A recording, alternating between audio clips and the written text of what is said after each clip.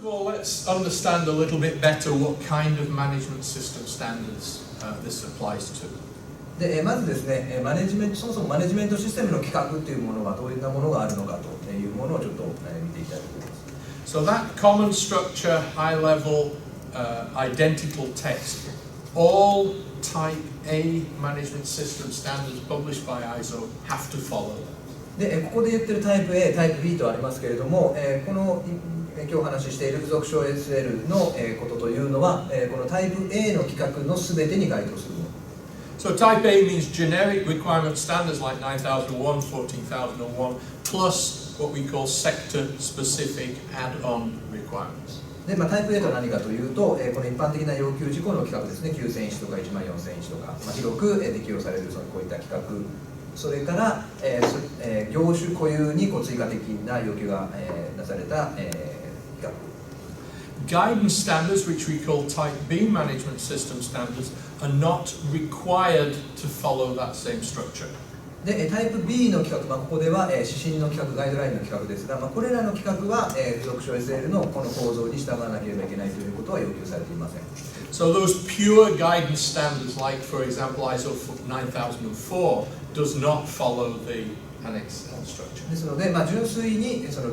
ガイドラインの規格、例えば ISO 9004はそうですけれども、そういった規格は、ここで言っている上位構造に、従って書かれてはいません。Some choose to follow the structure, and 90,600 is one example that is a pure guidance standard, but it doesn't but it does follow the Annex L structure. で19600ですね、これも、純粋に指針の規格ですけれども、これは、その構造に従って書かれている。So we're currently in the situation where we've got more than 40 management system standards that have adopted that common core structure and text. で、現在はですね、40以上のマネジメントシステムの規格が、この付属書 SL の構造を採用しているという。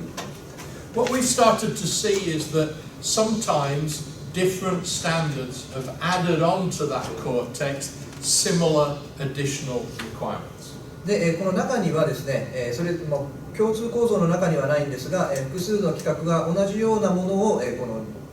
独自に付け加えている場合があります。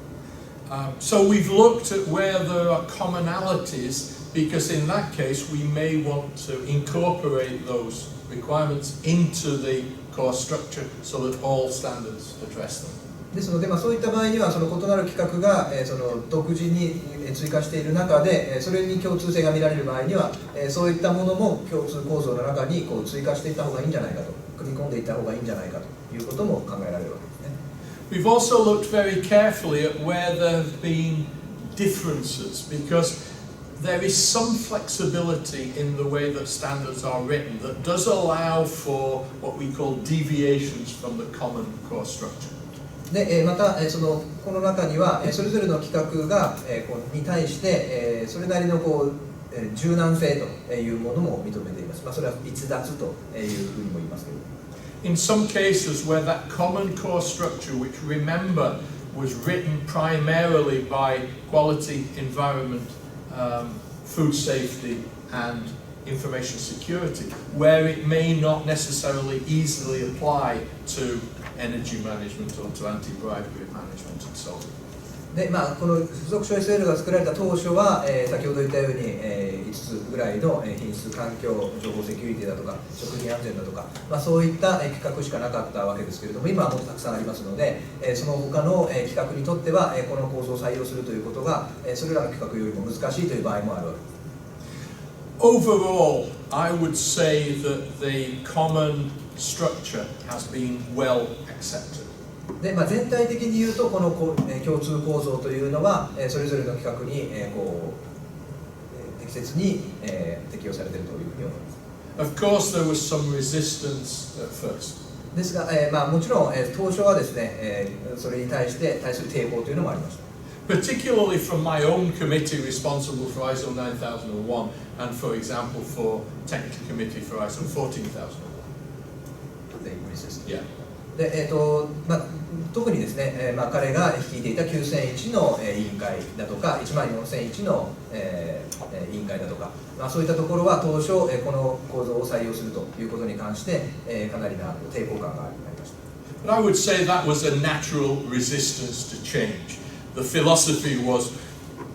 we have ISO 9001, we have 1 million certificates, why should we change? Let everybody else change to align with the way that we've written our standard. でそれは変化することに対して、自然と出てくる抵抗感みたいなものだったと思いますけれども、特に9001の場合にはもう、非常に多くの認証があって、で自分たちはもう変える必要がないんだから他が自分たちに寄せてくればいいというような考え方もありました。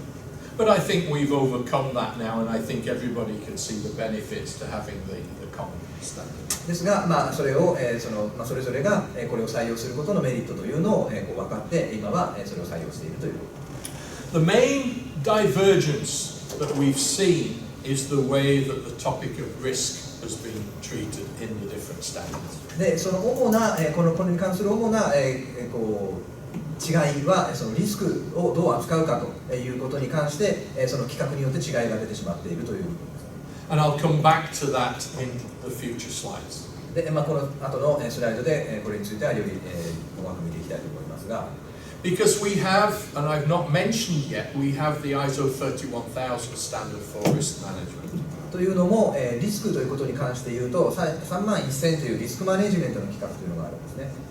Written by very experienced, very knowledgeble risk management professionals. でその規格というのは、そのリスクマネジメントに関して非常にその経験のある、知識のある、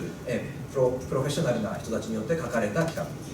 But the way they approach risk is very different, or slightly different, from the way that we simple management system professionals approach risk. でそのリスクマネジメントの専門家が言っているそのリスクの扱い方というのは、マネジメントシステム、私たちのマネジメントシステムの専門家からするとちょっと違うその捉え方をしている。And so when the annex was first written, it talked about risks and opportunities. で最初に附属書 SL が書かれた時にはこのリスクおよび機会というふうに書いてある。Almost as if these were opposites. でそれらはそのリスクと機会というのはほとんどこの逆の意味でこういうふうに書いたわけですけども。That idea that risk is something negative that you need to avoid or manage, and an opportunity is something positive that gives you possibilities to improve. そこでの考え方はリスクというのは避けるべきマイナスのことですね。で機会というのはそのもっと得ていくプラスのことというそういう考え方として書いてあるんです。And I think in general,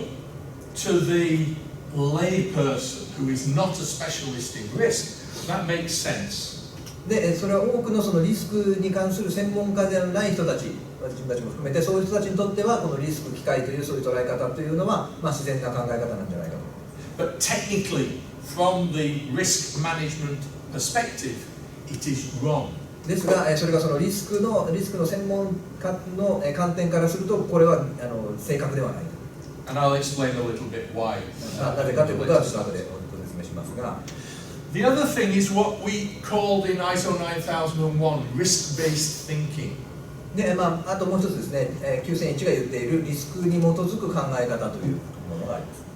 Because we didn't want to give the idea that in order to implement a quality management system, you had to implement a risk management system in accordance with ISO 31000. でここで意味したかったのは、この9001を採用、やっていくときに、31000で言っているようなリスクマネジメントの仕組みというのを取り入れなきゃいけないということを言ってるわけじゃないんだということを分かってほしかったから。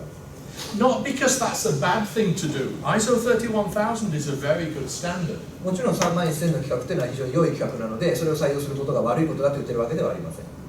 But thinking back to that extreme example, small shops selling office supplies here in Tokyo, do they really need a formal risk management system in order to implement ISO 9001? ですが、先ほど例に挙げたような、その街の中で、文房具、寿命品を売っている小さなお店のことを考えたときに、そこでその9001をやるからといって、この3万1000って言ってるようなリスクマネジメントの仕組みを取り入れなきゃいけないのかということになってくると、それはちょっと行き過ぎだと思います。And so if you look at the different standards, all of the standards have avoided using that phrase risk management. ですので、そのマネジメントシステムの他の企画もそうですけれども、リスクマネジメントという言葉を意図的に使わないようにしているんですね。We talk about identifying risks, determining risks, acting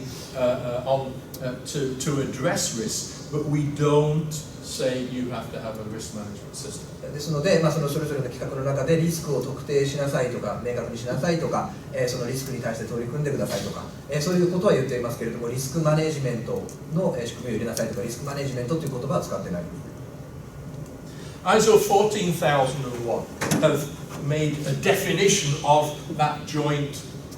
term, risks and opportunities. で14001でいうと、14001は独自にリスクおよび機会という言葉を一つにまとめて、新しい定義を作りました。And I think that was well intentioned, but it's introduced another variable into the equation. ですが、これは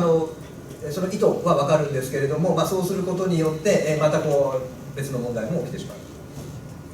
ISO 45001 talks about the different levels of risk at the strategic, tactical and operational level. で、45001、労働安全性の45001の規格は、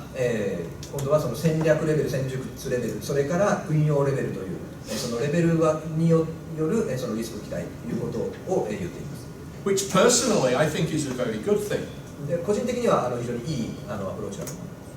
But then we have some standards which are very strongly focused on regulatory situations. For example, the medical devices standard, ISO 13485, to some extent food safety and others. で、またその規格によっては、法規制に非常に関わるような、規格もあります。例えば医療機器の13485の規格だったり、食品安全の22000も、そうだと思います。Who are very, very sensitive to the question of risk at all. で、そういった規格ではそのリスクというものに関して非常に敏感になっている。And they don't like the idea of high-level strategic business risk because the regulator just wants them to concentrate on risks associated with the medical device and not the business risks. そういったところでは、そのビジネスリスクのような大きな戦略的な大きなリスクというよりも、その規制の当局などは、その例えば医療機器であれば医療機器自体に関するリスクというもっと、その具体的なリスクですね、運用レベルのリスク、そういうことを気にしているから。And so what we have seen since 2012 is from that common approach to risk, we've seen the standards diverging and we need to do something about that. ですので、2012年に付属書 SL が作られた時のその考え方からだんだんその規格によって扱い方が変わってきている、その幅が出てきてしまっているということです。To some extent, it's an academic discussion, but it is very important because when a certification body comes, those slight differences in the way that an organization manages risk, the accreditation body can come and question, why did you audit this way and why didn't you audit it that way, because they are different approaches in the two different standards. で、例えば、そのリスクということの考え方に関して、ここで行われている議論というのはかなりその学術的な理論的な議論だと思いますが、それも重要だと思います。そういった、ところでの些細な違いというのが、審査をする場合、審査機関が、その審査をする場合に、